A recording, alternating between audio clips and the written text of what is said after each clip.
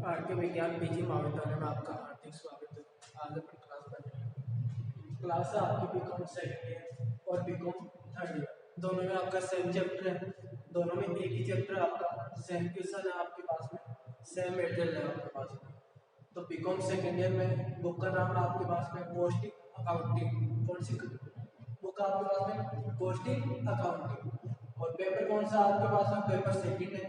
Unit है आपके पास में 5। चैप्टर का नाम है आपके परमाप लागत विधि एवं विश्लेषण, standard costing and variance analysis.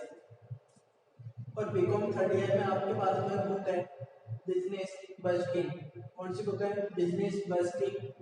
Paper है आपके पास में पेपर सेकंड। यूनिट है आपके पास में थर्ड। बीकॉम सेकंड ईयर में आपके पास में पेपर सेकंड है और बीकॉम थर्ड ईयर में आपके पास में सेकंड पेपर।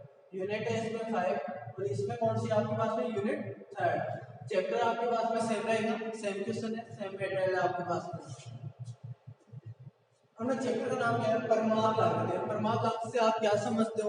ऐसी लागत जो अनुमान की जाती है। जैसे आपके पास में एक सामान्य अवस्था के अंदर क्या दिया हुआ था? आपके पास में सामान्य अवस्था के अंदर आपके पास में एक नाप दी हुई रहती है कि इसके अनुसार आपको मेटेरियल यूज करना है। जैसे 1 केजी बनाने के लिए आपके पास में कितना मेटेरियल चाहिए, उसकी इकाई दी हुई होती है आपके पास में। तो पहला आपका परमाप लागत, परमाप लागत, स्टैंडर्ड कोड, स्टैंडर्ड कोड। दूसरा होता है आपके पास में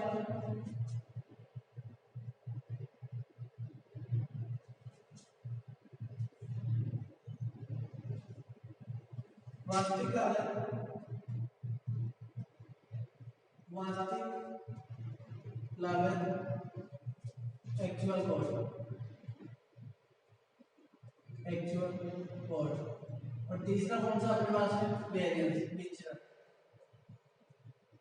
विचरण।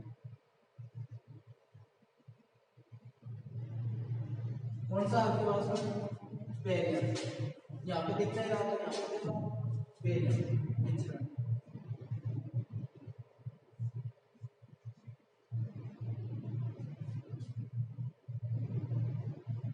वेरिएंस। अब आपके पास में परमाप लागत होती है, वास्तविक लागत दी होती है क्वेश्चन में, वो पूछता क्या है? वेरिएंस। ये तीनों चीज क्या है आपके पास में? जैसे आपके पास में कोई वस्तु बनवा रहा है, ये मार्कर बनवा रहा है, तो मार्कर बनाने से पहले आपको क्या सूचना दी हुई होती है कि इस प्रकार से एक अनुमान दिया हुआ रहता है कि आप मार्कर बनाओगे तो इसमें कितना कच्चा मटेरियल लगेगा आपके पास में, इस रेट से लगेगा। एक तो क्वांटिटी देगा आपके पास में और एक क्या देगा आपके पास में? प्राइस देगा आपके पास में। क्या देगा आपके पास में?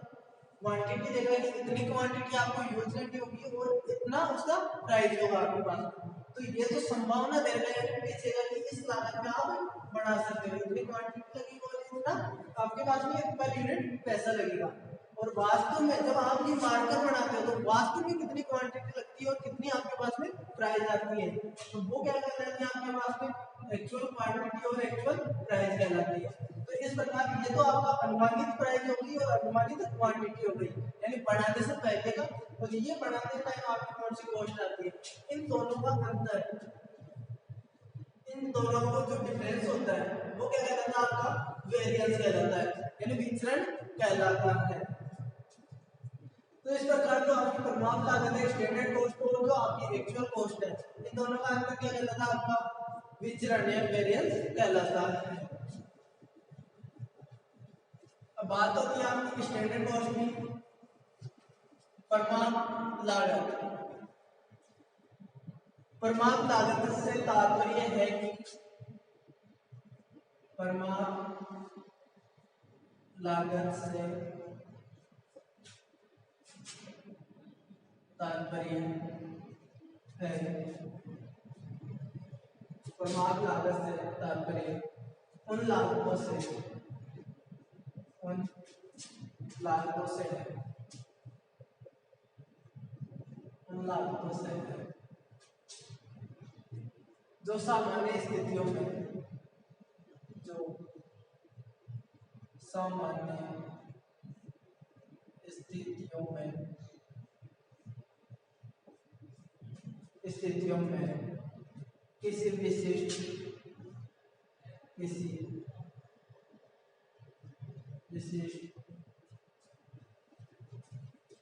उत्पादन प्रक्रिया में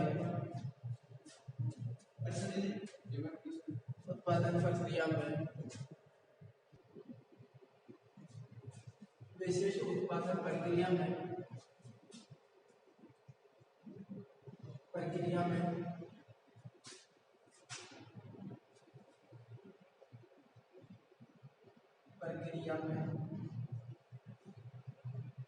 खर्च की जानी चाहिए। ये हो गया आपका परिमाप लागत यानी कि स्टैंडर्ड कॉस्ट किसे बोलते हैं। जब परिमाप लागत से तात्पर्य उन लागतों से जो सामान्य स्थितियों में एक व्यवसाय की सामान्य स्थिति होती है उसके अंदर किसी प्रोडक्ट को बनाने में जो सामग्री यूज की जाती है सामान्य स्थितियों में किसी विशिष्ट उत्पादन के यानी जो भी आप उत्पादन करते हो प्रक्रिया में खर्च की जानी चाहिए। तो बात ऐसी है कि सामान्य परिमाप लागत का अर्थ होता है कि जो आपके पास में पहले से तो दिया हुआ है कि आप एक पेन को बनाने के लिए जैसे 5 क्वांटिटी या 5 यूनिट यूज कर सकते हो और प्राइस रहेगी 1 यूनिट की जैसे 2 रुपए। तो एक पेन को बनाने में जैसे अनुमान है आपका कि 5 यूनिट तो क्या लगेगी आपके पास मेटेरियल लगेगा और 2 रुपए के हिसाब से लगेगा तो 10 रुपए में क्या होगा एक पेन का निर्माण हो जाएगा। तो ये तो था आपका अनुमान और एक्चुअल में जैसे आप पेन का निर्माण करते हो तो वो कौन सी कहलाती है वास्तविक लागत कहलाती है। तो इसके बाद में आता है ये तो हो गया आपकी परिमाप लागत का। इसके बाद में विचरण वेरिएंस। तो वेरिएंस क्या होता है जो आपकी परिमाप लागत और एक्चुअल लागत जो वास्तविक लागत है उसका अंतर क्या कहलाता है आपका वेरिएंस कहलाता है। तो वेरिएंस में आपका परिमाप लागत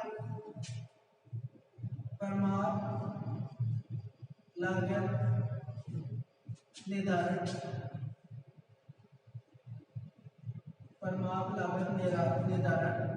कर उसकी तुलना वास्तविक लागत से की जाती है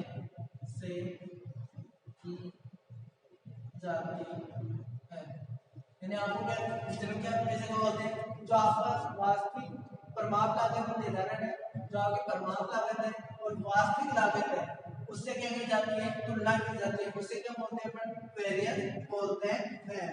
और इन दोनों के लागतों के अंतर को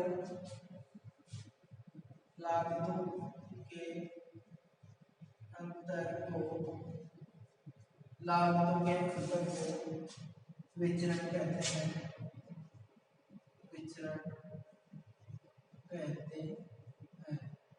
विचरण किसे बोलते हैं जो आपके पास में परिमाप लागत दे रखी है और जो वास्तविक लागत दे रखी है एक्चुअल में कितनी कॉस्ट आएगी दोनों के अंतर को क्या बोलते हैं अपन वेरिएंस बोलते हैं।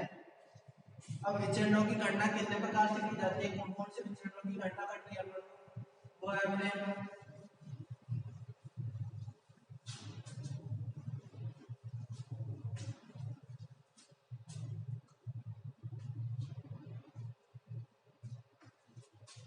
पहला विचरण है आपके पास में कौन सा है सामग्री लागत विचरण। कौन सा है सामग्री लागत विचरण। सामग्री लागत विचरण कौन सा सामग्री लागत विचरण कौन सा है सामग्री लागत विचरण मटेरियल कॉस्ट वेरिएंस। पहला कौन सा आपका मटेरियल कॉस्ट वेरिएंस हो गया। सेकंड नंबर पे कौन सा आपका श्रम लागत विचरण श्रम लागत विचरण। कौन सा है सेकंड नंबर पे? श्रम लागत विचरण, लेबर लेबर कॉस्ट वेरिएंस।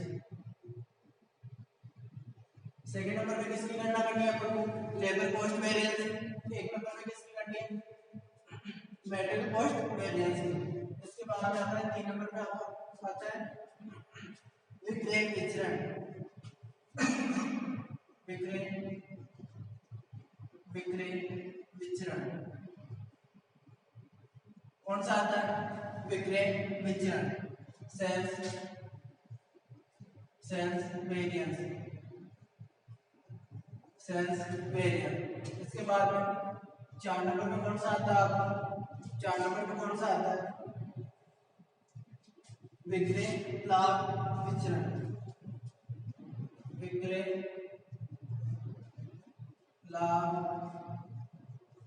विचरण, विक्रय लाभ विचरण। इसमें कौन सा आता है? सेल्स मार्जिन वेरिएंस,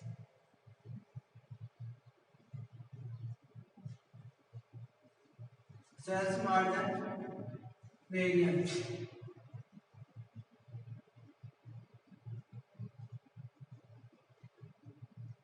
कौन सा हो गया? Sales margin variance. और पांचवा कौन सा आपका? उपरिव्यय विचरण,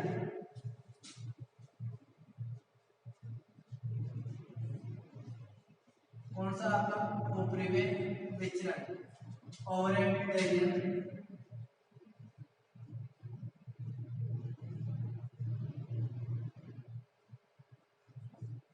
ये हो गया आपको 5 प्रकार के वेरिएंस है जो आपको ज्ञात करना है।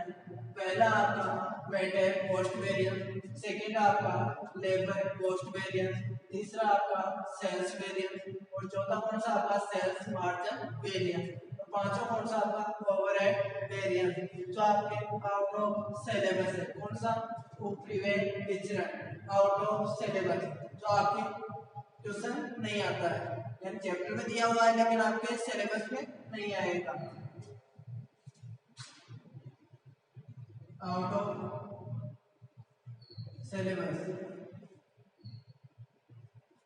ओके, ये हो गया अपने पास में 5 वेरिएंस हो गए। पांचों वेरिएंस में सबसे पहले वेरिएंस कौन सा पढ़ेंगे अपन?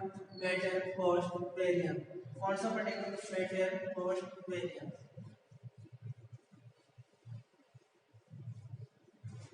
अब मेटेरियल कॉस्ट वेरिएंस की बात होती है तो आपका लेबर कॉस्ट वेरिएंस और मेटेरियल कॉस्ट वेरिएंस लगभग सेम दे रखा आपका। तो पहली बात होती है सामग्री लागत विचरण मेटेरियल कॉस्ट वेरिएंस। इसके फॉर्मूले दिए हुए हैं तो सबसे पहले तो अपने फॉर्मूले तैयार करते हैं, उसके बाद में क्या करेंगे अपन? क्वेश्चन।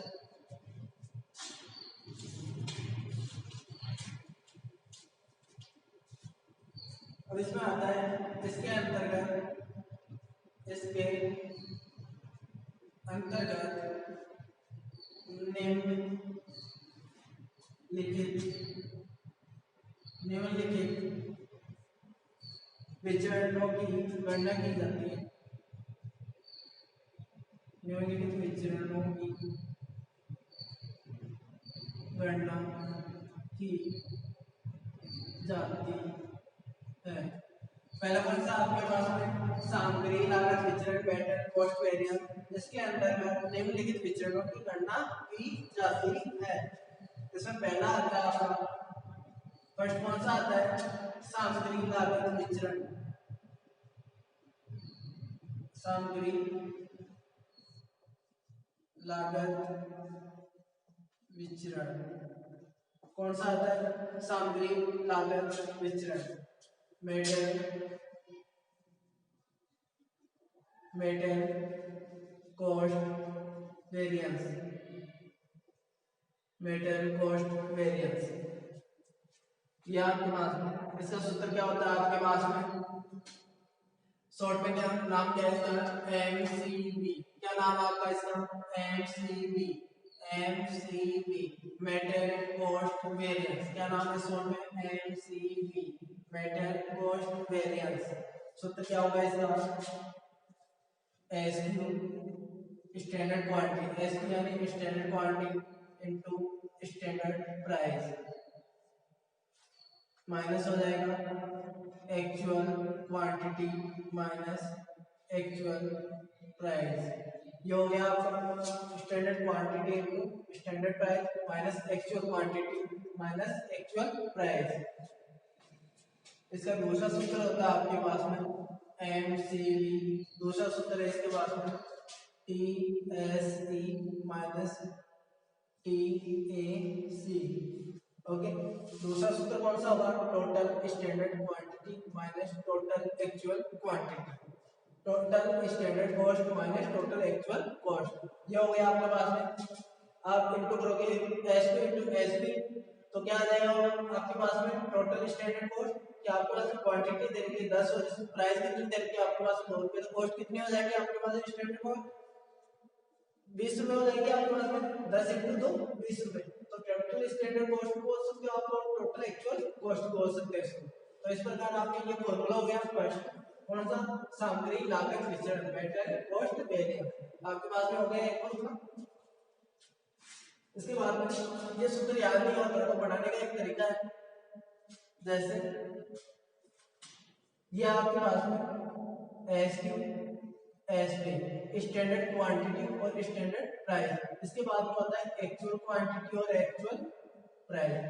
ये हो गया आपके पास में स्टैंडर्ड क्वांटिटी और स्टैंडर्ड प्राइस, स्टैंडर्ड क्वांटिटी और स्टैंडर्ड प्राइस, एक्चुअल क्वांटिटी और एक्चुअल प्राइस। तो पहला क्या आपके पास में मेटेरियल कॉस्ट वेरिएंस, तो क्या करोगे आप? स्टैंडर्ड क्वांटिटी और स्टैंडर्ड प्राइस को इसको क्या करोगे आप? गुणा करोगे और माइनस क्या करोगे आप? इसको और इसको क्या करोगे? गुणा करोगे। तो पहला फॉर्मूला हो गया आपका standard quantity into standard price और actual quantity into actual price, ये हो गया आपका पहला question.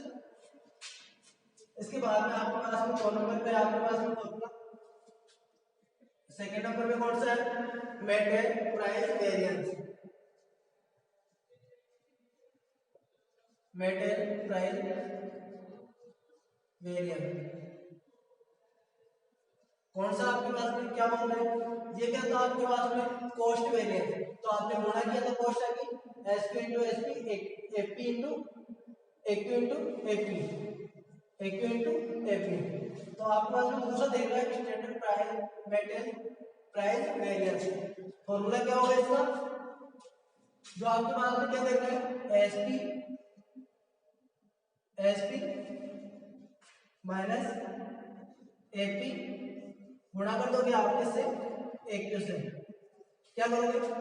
SP into AP multiply किससे करोगे? AQ से। तो ये हो गया material price variance.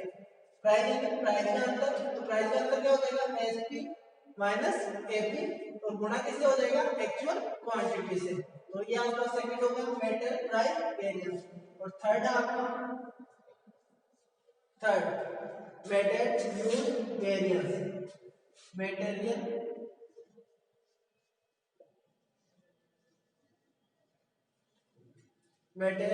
Use variance, material use variance. Use का मतलब होता है क्वांटिटी, जो आपके पास में संख्या दी हुई है। तो क्या हो जाएगा इसका?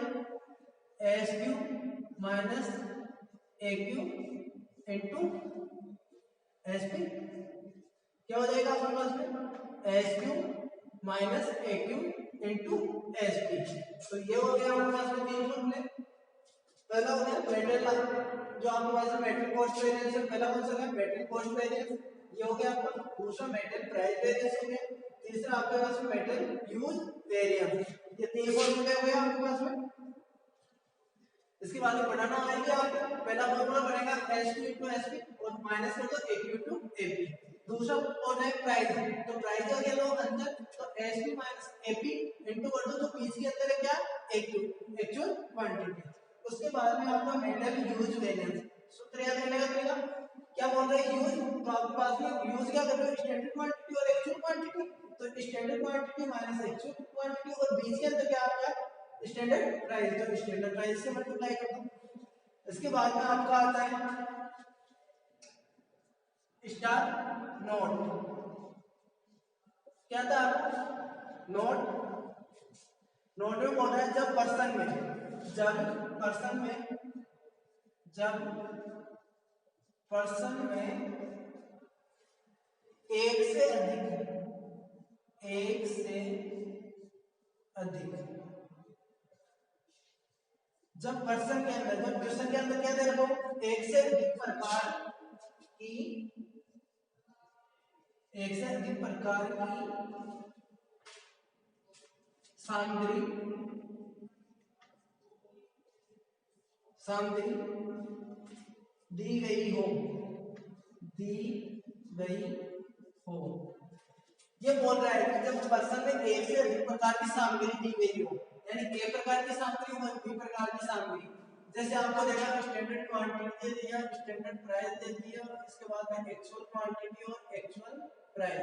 अब आपके पास में एक ही प्रकार की सामग्री दे रखा है, एक प्रकार की, जैसे 5 यूनिट यूज कर रहा है 2 रुपए के हिसाब से और 3 यूनिट कर रहा है 2 रुपए के हिसाब से, तो ये एक ही प्रकार का प्रोडक्ट दे रखा है आपको, एक प्रकार का। यदि इसमें आपके पास में बी प्रकार का प्रोडक्ट भी दे दे, जैसे 10 यूनिट कर रहा है 3 रुपए के हिसाब से और 4 यूनिट कर रहा है किसके हिसाब से, 3 रुपए के हिसाब से, तो ये अब जब आपके पास क्वेश्चन में कितने प्रकार की सामग्री दी हुई, 2 प्रकार की, 2 प्रकार की सामग्री रहती है, जब एक प्रकार की सामग्री रहती है तो 3 आपके पास में क्या कैलकुलेट किए जाते हैं, 3 प्रकार के वेरिएंस क्या किए जाते हैं, पहला सामग्री cost variance, material cost variance, दूसरा मेटेरियल प्राइस वेरिएंस और तीसरा मेटेरियल यूज वेरिएंस। यदि इनके अलावा यानी एक प्रकार की सामग्री रहती है तीनों वेरिएंस, और यदि 2 प्रकार की सामग्री आपके पास में 2 प्रकार की सामग्री, तो इसके अलावा 3 वेरिएंस और क्या करने होंगे आपको, तो वो तीनों इस प्रकार है। इसके आगे लिखोगे आप, तो स्क्रीनशॉट लेना चाहो तो ले सकते हैं,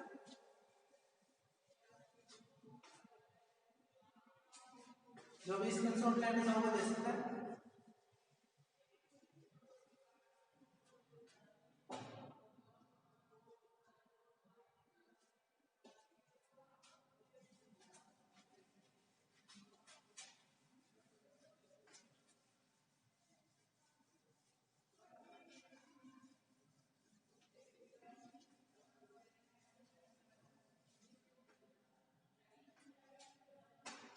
इसके बाद में आता है अपना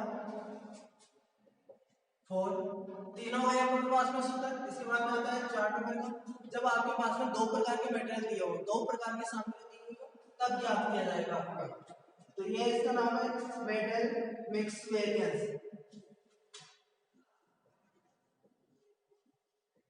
मेटल मिक्स वेरिएंस,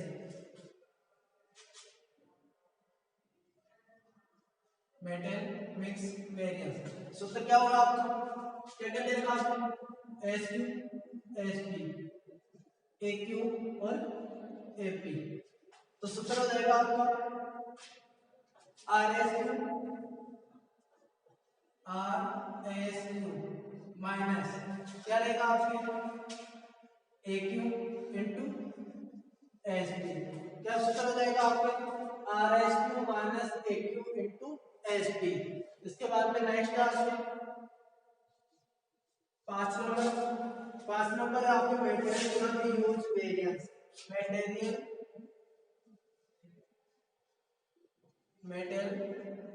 सब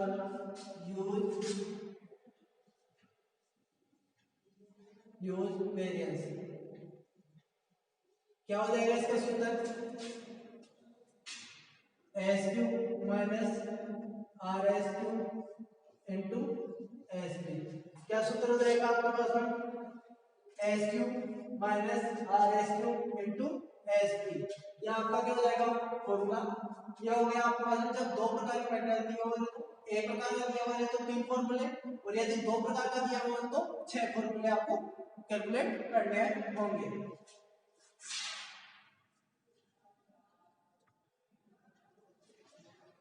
ये हो गया आपका।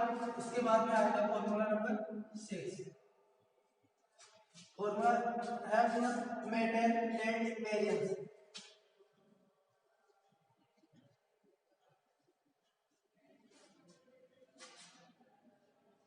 मेटेरियल वेरिएंस,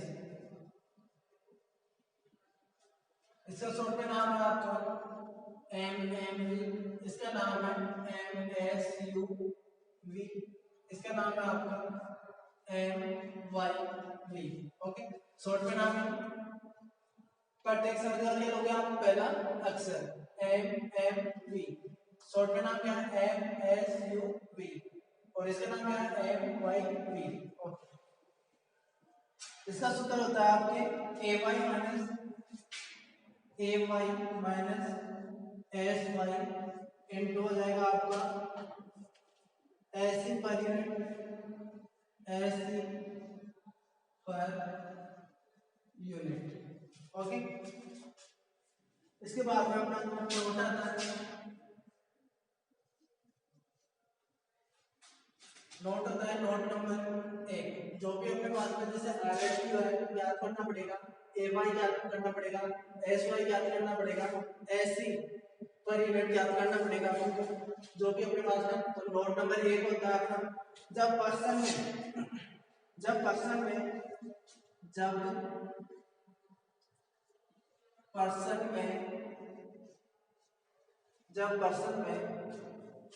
एक से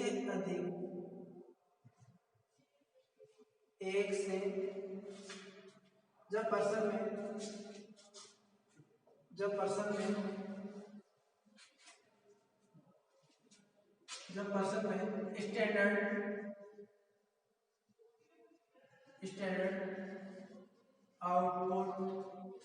स्टैंडर्ड आउटपुट व एक्चुअल आउटपुट, जब पर्सन में स्टैंडर्ड आउटपुट और एक्चुअल आउटपुट दिया हो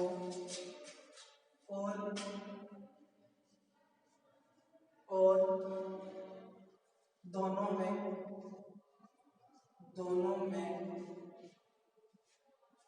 अंतर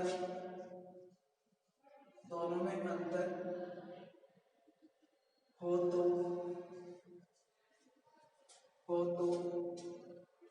पहले न्यू एसक्यू की गणना की जाएगी, पहले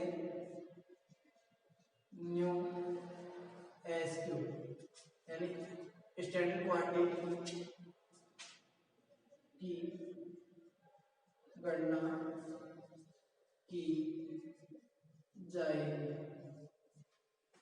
क्या बात बोल रहा है, इसकी पहली शर्त है क्वेश्चन को स्टार्ट करने से पहले, सोल्व करने से पहले जब अपन स्टार्ट करते हैं तो सबसे पहले एक चीज देखनी पड़ती है, जब पर्सन में स्टैंडर्ड आउटपुट, जो आपका स्टैंडर्ड आउटपुट है कि आपने कितना उत्पादन लगाया और आपके पास में लास्ट में उत्पादन कितना प्राप्त हो रहा है, एक्चुअल आउटपुट है लास्ट में।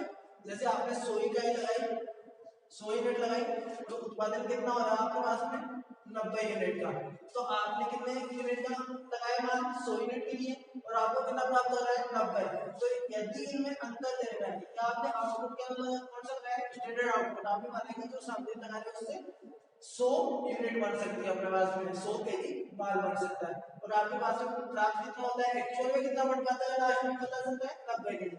तो इन दोनों में जब भी आपको क्या डिफरेंट हो यानी अंतर हो तो किसकी गणना की जाएगी आपके पास में न्यू एसक्यू, जो आपका एसक्यू है उसकी क्या गणना न्यू एसक्यू की गणना की जाएगी।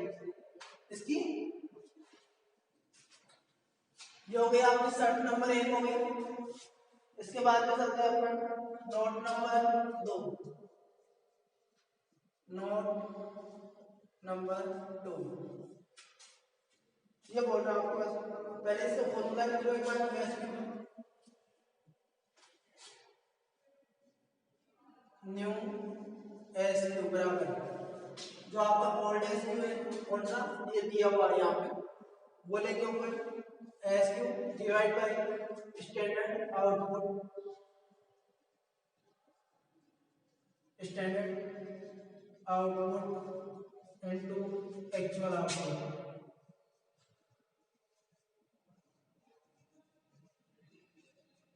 क्या बोल रहा है आपका न्यू एसक्यू करना, जब आपके पास में स्टैंडर्ड आउटपुट और एक्चुअल आउटपुट में अंतर दिया हुआ है तो क्या करना होगा आपको न्यू एसक्यू करना करनी होगी, जो आपको पुराना दिया हुआ वो नहीं लेना है, सॉल्व करते हैं न्यू एसक्यू करना चाहिए यानी SQ divide by standard output, इसके आधार पर निकालना है, इन्हीं में अंतर दिया हुआ तो इन्हीं को लेंगे, याद क्या करना है एसक्यू, तो एसक्यू आ जाएगा ओल्ड एसक्यू ऊपर आ जाएगा, स्टैंडर्ड आउटपुट नीचे आ जाएगा इनटू किससे हो जाएगा आपका एक्चुअल आउटपुट से।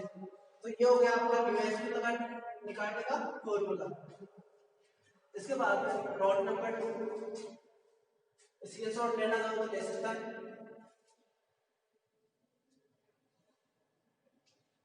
इसके बाद में बात होती है नोट नंबर 2 की।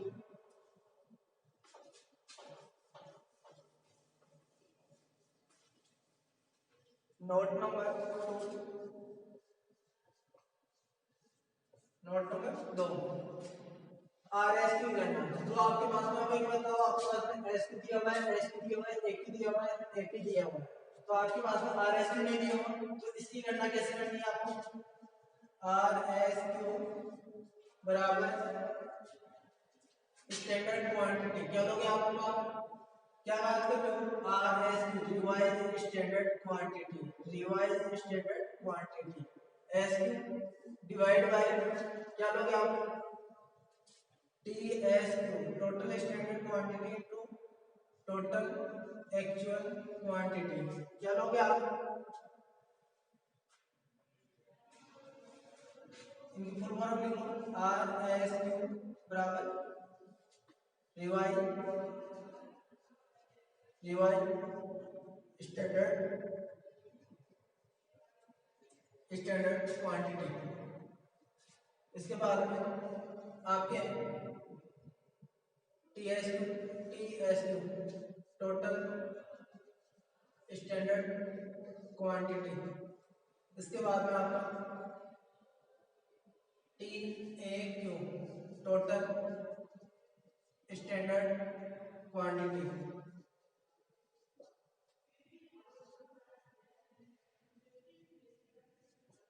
ओके, ये हो गया आपके पास में रिवाइज स्टैंडर्ड क्वांटिटी। यानी आपको क्या निकालना पड़ेगा? आरएसक्यू एसक्यू डिवाइड बाय टीएसक्यू इनटू टीएक्यू। जैसे जैसे आप क्वेश्चन करोगे, एक क्वेश्चन करने आपको पूरा समझ में आ जाएगा कि निकालना कैसे है। अभी आपके पास में क्या फॉर्मूले है आपके पास में।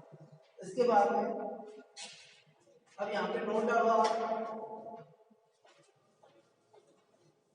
कि जो आरएसक्यू निकालो तो आपको क्या हो गया? जब स्टैंडर्ड आउटपुट और एक्चुअल आउटपुट के अंदर दिया हुआ है, जब आपके पास में एक तो ओल्ड एसक्यू हो जाता है, जो पुराना एसक्यू, और एक जो आपके पास में नया निकाला हुआ न्यू एसक्यू हो जाता है, तो यहाँ पे कौन सा एसक्यू लेना आपको? वो है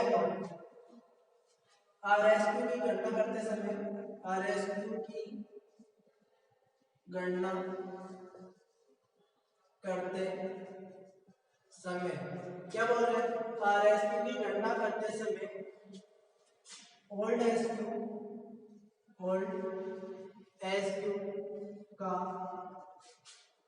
प्रयोग किया जाएगा। क्या किया जाएगा आपके पास में?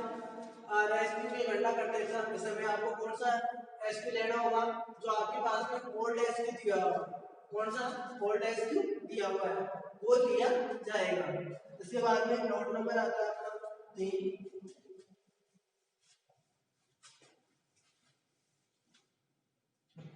नोट नंबर अपने 3,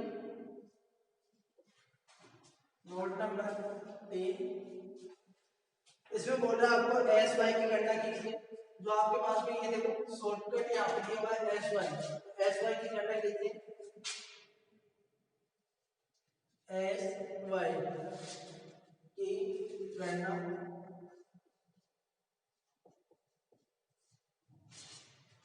ये देगा आपके पास में स्टैंडर्ड आउटपुट। सूत्र है इसका standard output divide TSQ into TAQ। ये हो गया आपका। क्या निकालने का? SY निकालने का। क्या हो जाएगा? Standard output. जो आपको शुरू में बोला था कि जो स्टैंडर्ड आउटपुट और एक्चुअल आउटपुट में अंतर दिया हुआ था, वो standard output divide by TSQ into TAQ। इसके बाद में आपका आ जाएगा नोट नंबर 4। नोट नंबर 4 ये आपका एससी पर यूनिट, जो आपकी स्टैंडर्ड कॉस्ट पर यूनिट कैसे निकालेंगे? एससी पर यूनिट, एससी पर यूनिट कैसे निकालेंगे अपन? Total standard cost, total standard cost divide by हो जाएगा आपका स्टैंडर्ड आउटपुट,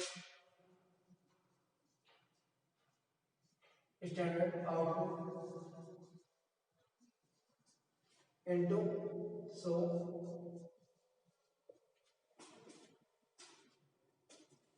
परसेंटेज में नहीं लेना, परसेंटेज में लेना होता तो तब लगाते हैं। ये हो गया आपके पास में standard, total standard cost divide by standard output.